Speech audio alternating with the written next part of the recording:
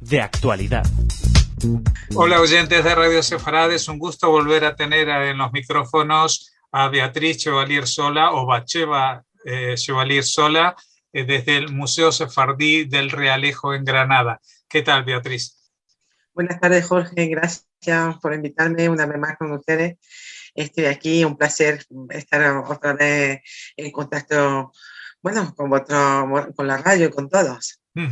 Bueno, tú llevas casi 10 años con este Museo Sefardí, que es parte de tu vivienda, está en tu propia casa en el barrio del Realejo, que era la Judería de Granada. Y estos días ha pasado algo sorprendente, al menos, ¿no? Que tiene que ver con un objeto que muchas veces la gente ya cree que es una leyenda, aquello de que los sefardíes guardaban la llave de su casa en Sefarad para cuando tuvieran la oportunidad de volver.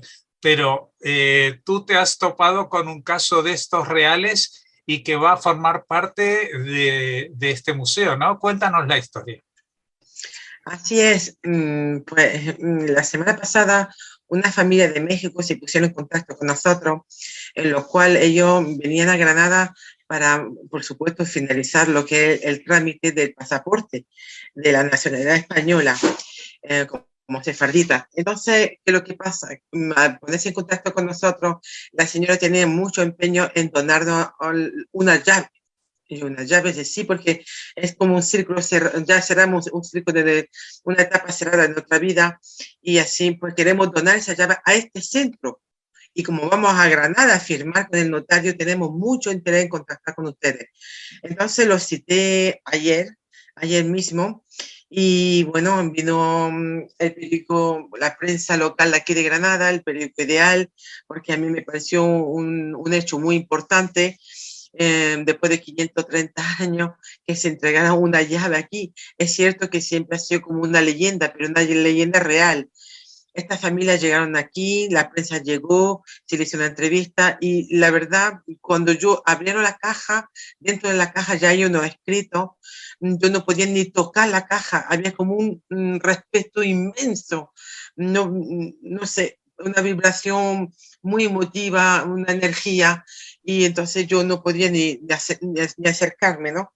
Y entonces la mujer, bueno, muy emocionada, y dice, quiero donar esto aquí, quiero que sea un testimonio, porque es cierto que como al final de la entrevista me preguntó el periodista, bueno, ¿qué es lo que pasa con los judíos? Hay muchos judíos, muchos judíos que quedan con ese rencor de los católicos, la expulsión. Yo, bueno, sí, es cierto, hay todavía mucho odio metido, pero también hay muchos judíos como esta familia que viene ya a zanjar una etapa importante de su vida, retomar su identidad judía, porque ellos eran judíos conversos. Porque yo hablando con esta señora, yo, bueno, contadme un poco vuestra historia. Ella me explicó que ellos salieron, la familia salió de España con Colón. Yo, ¿con Colón? ¿Cómo va a ser eso? Dice, sí, eran de los judíos conversos que se quedaron aquí en España, y luego cuando Colón salió a la América, se llevó parte de la tripulación. Todos eran judíos, pero conversos, evidentemente. Entonces llega un momento que lo que pasa, pues la familia aterrizó allí en Sudamérica. Y esos de los judíos que se quedaron allí por Sudamérica. Entonces ella nos contaba que la familia se había llevado una llave de generación en generación, no podía especificar exactamente en qué fecha, pero había pasado por muchas manos de la familia. Y que, bueno, que su idea, su intención era retomar su identidad judía, porque durante la pandemia, la abuela de esta señora fue la que inició todo el trámite. Porque la abuela dice, bueno, nosotros somos judíos. Ahora, la pandemia es cierto que ha sido un gran azote para toda la humanidad, pero para otras cosas ha sido una gran bendición, porque gracias a la pandemia, entre comillas, se puede decir, estas familias han retomado su identidad judía, han podido indagar, investigar, tener acceso a documentos que han llegado a su mano impresionante, y de todo el linaje de la familia, los apellidos, de dónde venía. Ellos eran de origen de Ávila y de Málaga. Entonces yo le dije, ¿por qué no entrega la llave a la comunidad de Málaga? Y dice, no, porque no queremos entregar a la comunidad alemana, queremos entregarla al museo, porque aquí pasa cientos de personas y queremos dar un testimonio de que los judíos es cierto que se llevaron sus llaves y que hemos retornado y que ya hemos cerrado ese círculo de nuestra vida, retomando nuestra identidad como judíos sefarditas. Después de entregar todos los documentos en México, la comunidad, el rabino lo estuvo estudiando, y luego pasó por la Federación Española de España, todo pasó perfecto y al final ayer mismo firmaba ya para tener lo que es el pasaporte, ¿no? Español. Entonces yo tenía mucho empeño en donar esa llave aquí. Es cierto que en el museo yo tengo 3 llaves. Una llave se me entregó hace 10 años en Israel. Unos familiares, amigas de mi madre, en víspera de una boda, expliqué que estaba abriendo este centro y la hija me donó la llave y la tengo guardada.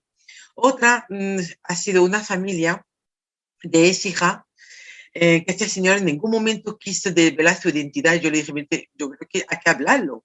Y él dijo, no, por favor, no quiero, porque tampoco puedo fijar fecha exacta de cuándo esa llave. Y yo, bueno, pues allí la pondré y cada vez que me pregunten, siempre no nombre mi nombre. Diga usted que somos de Écija, pero nada más. Converso. Vale, perfecto. Y ya por fin, esta familia que no tienen miedo a decirlo, no, éramos judíos conversos que hemos retomado la identidad, porque la señora ayer lo decía, nosotros éramos católicos de generación ya asimilados, aunque nuestros parientes llegaron a México, pero por miedo seguían practicando el catolicismo y escondía pues todo lo que es los ritos. Y luego la mujer lamentaba mucho de no haber podido educar a sus hijos en el judaísmo. Y yo no lamento usted nada, porque en México hay grandes comunidades judías, tanto reformistas, ortodoxas, mazortí. Usted tiene elección. El judío siempre puede retornar. No tiene edad ni tiempo. Nosotros tenemos la puerta abierta siempre.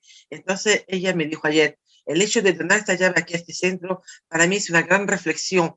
No solamente el hecho de dar la llave, también el hecho que mis hijos retomen su identidad, porque me dijo, mis hijos no tienen la brita hecho. Y yo, bueno, hay buenos cirujanos hoy en día, se puede hacer de todo. Entonces, nosotros nos acercaremos a una comunidad y segurísimamente retomaremos nuestra identidad. ¿De qué forma tomarán? ¿Ortodoxa, ultraortodoxa, mazortí, reformista? No lo sé, pero retornarán. Que eso es lo principal, el objetivo, que retornen y que vuelvan a retomar todas sus raíces judías como lo han hecho. Y la verdad que esta llave para nosotros ha sido pues un antes y un después.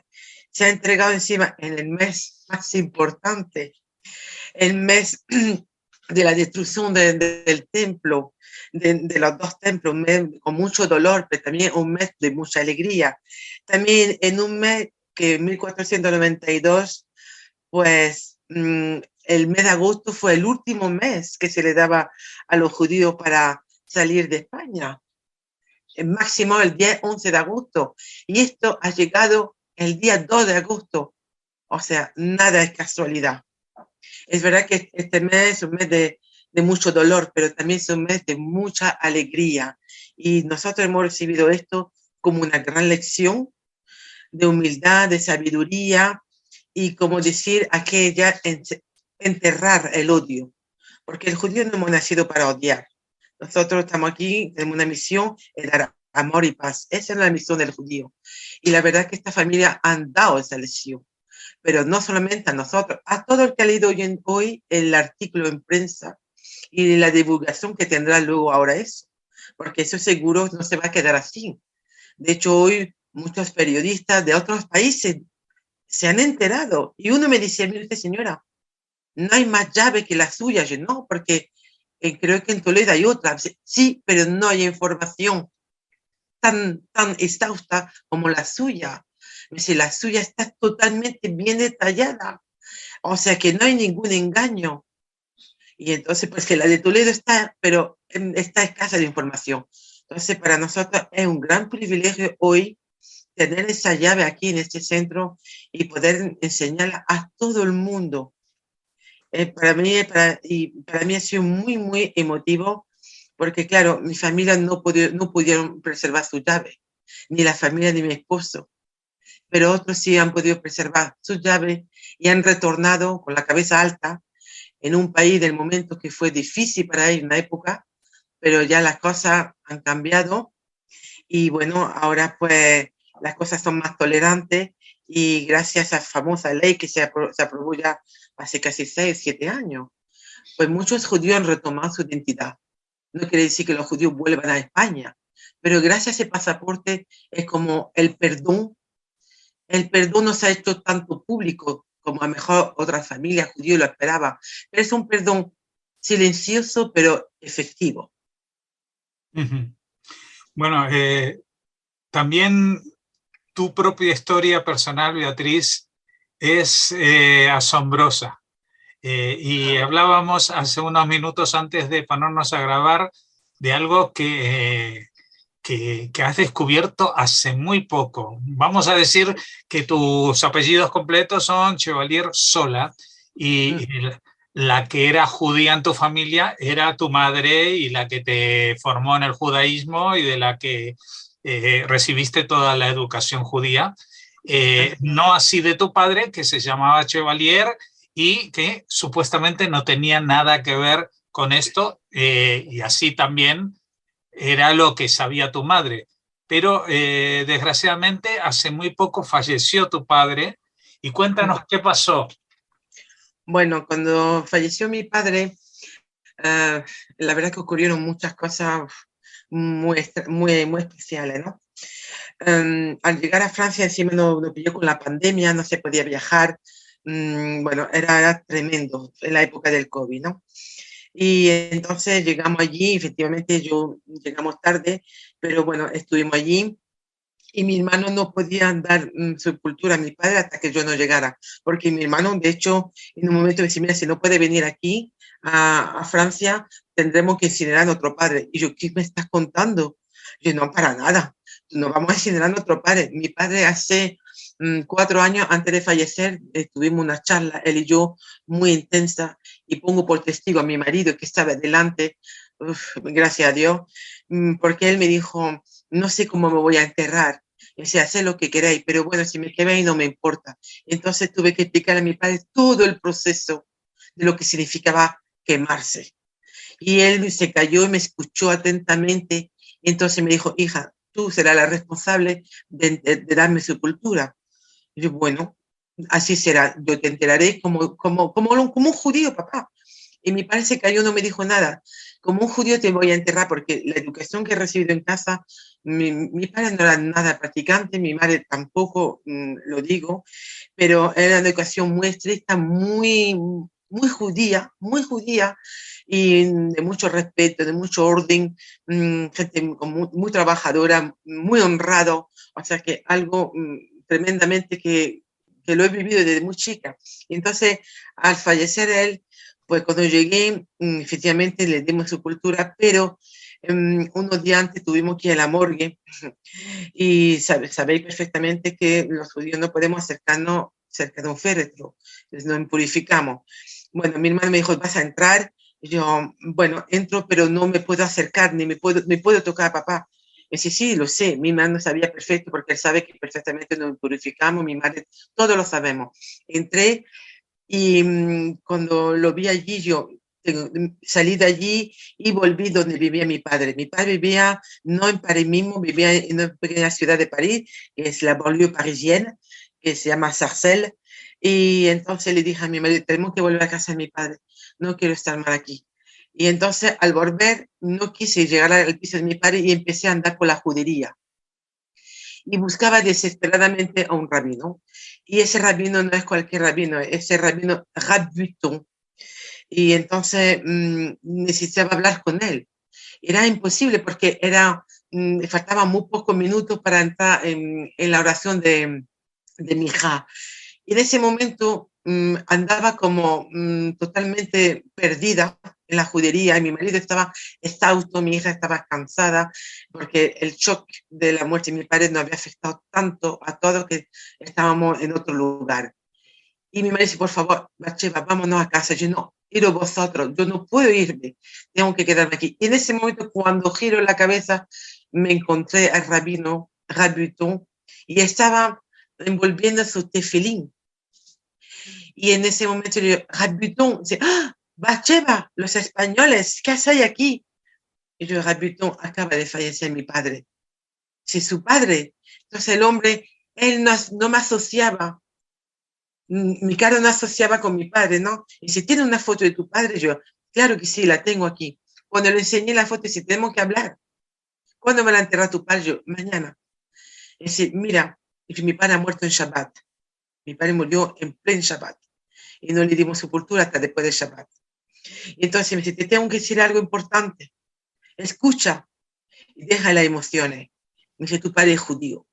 ¿Cómo? Tu padre vino unos meses antes de fallecer y vino aquí y me contó todo sobre su familia. Tu abuelo pertenecía a la resistencia. El hermano de tu abuelo era el jefe mayor de la resistencia francesa. Gente importantísima. Y entonces ellos cambiaron los apellidos para no ser atrapados por las tropas alemanas. Dice, tu tío murió fusilado por los alemanes, tu abuelo murió fusilado por los alemanes. Y es cierto, porque ellos se dedicaban a matar a alemanes. Y yo, ¿en serio? En serio, ahora tú tendrás que ponerte en contacto con la familia y sacar todos los documentos. Yo, pero tendremos que enterrar a mi padre como un judío. Dice, no, tu padre, los documentos tiene que tenerla su hermana. No podemos, no tengo documentos ni autoridad como para enterrar a tu padre como un judío, pero intenta enterrarlo lo más cerca posible del lugar santo nuestro. Bueno, cuando llegué a casa, esto fue tremendo. Yo ya no sabía por dónde, qué hacer. Ni hablar con mi mamá estaba muy conmovida, mi hermano, yo, no es el momento. Entonces, en el momento de enterrar a mi padre, el señor del cementerio nos dijo a mi hermana, a mí, elegí el sitio donde queréis. Yo, ¿en serio? Porque mi hermana dice, uy, no va a haber sitio, porque con la pandemia murieron muchas personas y los cementerios llegaban momentos, estaban colapsados y no podía elegir sitio. Era este sitio y se acabó. Y él nos dijo, mira, elegid donde queréis. Y entonces dije, ¡ah! Cerca del bosque, mi padre está entrado cerca de un bosque y cerca del cementerio santo de los judíos, a escasos 200 metros. Y entonces mi madre dice, ¿por qué tan cerca? Yo, hablaremos. Y yo, no le pongáis nada, papá, ni cruces. No, si mi padre no era nada católico, odiaba a los católicos, odiaba a los protestantes, odiaba a todos, menos a los judíos. Y entonces le dije a mi mamá, tenemos que hablar muy seriamente, pero después hablaremos. Y entonces la única cosa que se me ocurrió preguntarle a mi madre, sé que fue osado de mi parte, y luego le pedí perdón, pero ella no se lo toma mal. Pero para mí sí que he osado preguntar esto. Si mi padre tenía hecho la brit. Mi madre me dijo, sí, hija, tu padre estaba totalmente circuncidado. Estaba perfecto. Y entonces tú nunca sospechabas que nuestro padre era judío. Mi madre callada. Ellos han estado casados 53 años, casi 54 años. Mi padre nunca ha revelado su identidad. Nunca. Yo he tenido que enterarme por el rabino de Chabad y la verdad que ha sido un descubrimiento impresionante para mí. A dar respuesta a muchas preguntas que tenía en mi mente, porque yo siempre vi a mi padre con la actitud de un judío, hasta su fisionomía, su cara, todo su comportamiento, todo. Y como no ha educado sobre todo, y ya lo entendí todo. No fue un hombre devoto al judaísmo, para nada, pero sí que en los últimos tiempos ya mi padre dejó de comer cerdo, dejó muchas cosas, porque vio que todo eso le había dañado la salud, y él sabe que, de hecho, él murió de un cáncer de hígado, y él sabía perfectamente que él no le había hecho bien. Un mes antes de morir, me acuerdo, hablamos por teléfono, y me dijo, mira, Batsheva, bueno, me llamaba Beatriz, me llamaba otro nombre, ni Beatriz me llamaba un apodo que tenemos en la familia, que era Nini. Y dice, mira, Nini, te voy a decir una cosa, me queda poco tiempo y me voy, lo sé, pero que sepa una cosa, vosotros veréis muchas cosas diferentes, van a ocurrir muchas cosas en el mundo, pero todo va a volver como antes. Y yo, ¿por qué dices eso, padre? Dice, porque todo va a volver como antes. Estamos a las puertas de la llegada de un gran milagro en el mundo entero. Dice, pero vamos a sufrir mucho, pero tú, tu esposo, tu hija, veréis todo lo que va a pasar. Ya queda poco. Y entonces yo hablé con mi marido y yo, mira lo que ha dicho mi padre. Y es cierto, estoy viendo cómo se desarrolla el mundo y todo. Y él me decía que todo volvería como hace años. Él volvería todo como al principio. Y yo, si él lo ha visto, si lo ha dicho, porque lo ha visto, porque siempre se dice que antes de morir el Eterno da la visión a muchas personas, algunos más, algunos menos, algunos nada, pero él le dio la visión a mi padre de esto. Y la verdad que él aquí en ese mundo, en esta tierra, él ha espiado todo, porque en el momento que murió, hasta el rabino me lo dijo, tu padre ya está cerca del Eterno, ya está, ha muerto en Shabbat, y encima tuvimos, cuando murió, luego lo enterramos con la edad que tenía, recitando el salmo de su edad, y tú parece un privilegio que haya muerto en Shabbat, es un hombre santificado totalmente, aunque no haya estado con la Keilah, aunque no haya sido un judío comprometido, pero él la lleva al judaísmo con su familia lo mejor posible y la más rectitud posible, que muchos judíos quisieran hacerlo. Y entonces el mismo rabí me lo dijo, y luego, tiempo después, a la muerte de mis padres, yo quería ver a mi padre, quería verlo, porque no pude despedirme de él. Y en un sueño que tuve un día, apareció y él me dijo que estaba muy bien donde él estaba, que ya la enfermedad, ya donde él estaba no había enfermedades, todo era paz, amor, era increíble, y que había visto a muchos de sus seres que la habían recibido y que él estaba muy feliz. Y nunca más he vuelto a ver a mi padre. Y el rabino me dijo, tu padre ha bajado desde arriba con la autorización del Eterno para hablar contigo, porque cuando uno está allá arriba, cerca del Eterno, no se puede salir como el que va al supermercado, entrar y salir como uno quiere. No, su alma ya descansa en paz, y todo lo que tú puedas, siempre ora por él para que esté cada vez más cerca, más cerca. Y la verdad que para mí ha sido algo fantástico. Ahora yo tengo que pedir la documentación a mi tía. Una de ellas no, porque creo que a raíz de todo, a la raíz de la muerte de mi padre, una de mis tías psicológicamente está muy afectada. No levanta cabeza porque ahora hace caso 7, 8 meses murió mi abuela también. Y la madre de mi padre murió con 98 años. Y ha sido otro palo fuerte para la familia. Y ahora mi tía, la que ella tiene los documentos, padece de un cáncer, y no quiero tampoco molestarla a que me entregue su documento, pero bueno, hablo asiduamente con ella, cada 10 días la llamo, le pregunto su estado de salud, le han cambiado el tratamiento, ahí va poco a poco, pero quisiera que antes que partiera, que me diera su documento para poder ya certificar que la familia de mi padre eran judíos y que se cambiaron su apellido por la situación que vivieron en la época de las tropas hitlerianas en Francia. Ellos eran judíos de la Dordoña, del sur de Francia, y más en concreto de una ciudad que se llama Chancelade. Esto está a escaso 10 kilómetros de Périgueux, muy cerca. Y la verdad que quisiera de verdad tener esa documentación, porque para mí como descansar tranquila y también poder hablar más con mi madre sobre este tema, porque mi madre, claro, todas estas cosas la ha afectado, porque dice, yo no entiendo por qué ese silencio, por qué ese temor.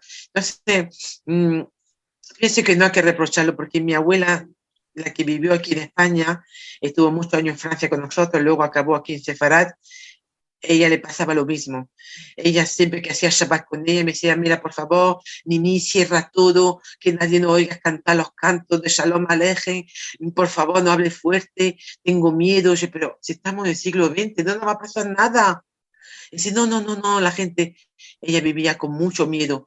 Encima una mujer que no sabía ni leer ni escribir, pero sí sabía toda la oración. Ella hablaba judeo, preservó su dialecto. Mi madre habla judeo, la ha preservado, y la verdad que, bueno, algo impresionante. Por eso no puedo reprochar nada a mi padre, nada a mi abuela, nada a mi madre, ni debo como hija, ni como judía, ni debo reprocharle nada. Ellos han hecho todo lo que han podido de sus manos.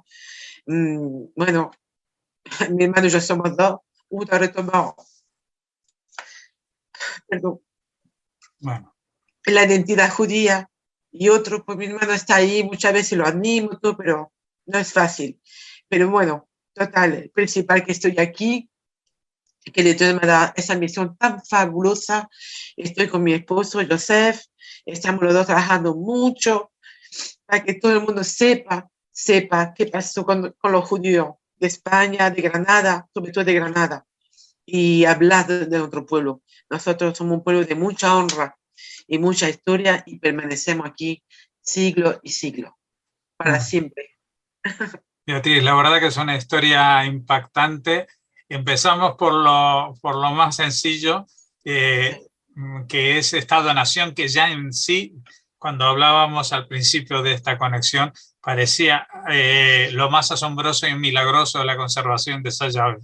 Pero vemos que los milagros no solamente ocurrieron en el siglo XV o en las historias bíblicas, sino que siguen pasando todos los días como que has estado viviendo en estos últimos años. Muchas gracias por habernos atendido. Les recomendamos a todos los que vayan a la ciudad de Granada que se pasen por el barrio de Realejo y por el Museo Sefardí del Realejo que tú diriges. Muchas gracias, Beatriz Chevalier Sola, o Batsheva Chevalier Sola, y que sigas siendo imán de estas historias maravillosas y milagrosas que suceden, porque son luz no solamente para ti, sino también para todos los demás. Amén. Así es. Gracias por todo, Jorge. Gracias por la invitación y gracias a todos los oyentes y a todos los colaboradores que ayudan y que seguirán ayudando a este centro. Estoy infinitamente agradecido. Gracias por todo.